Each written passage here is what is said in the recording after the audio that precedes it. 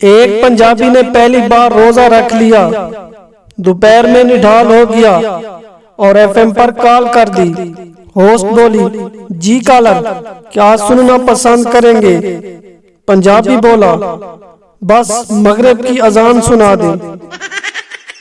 Teacher, دنیا میں کتنے بر اعظم ہیں اور کون کون سے؟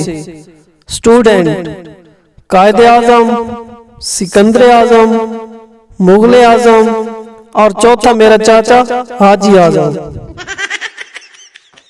ایک پٹھان نے ڈاکٹر سے کہا، ہمارا وزن بہت بڑھ گیا ہے۔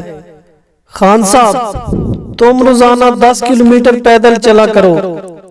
ایک سال بعد پٹھان نے ڈاکٹر کو فون کیا، ڈاکٹر صاحب، وزن تو کافی کم ہو گیا ہے مگر ہم ویسٹ انڈیز پہنچ گیا ہے، ابھی ادھر ہی رکے یا آگے امریکہ نکل جائے؟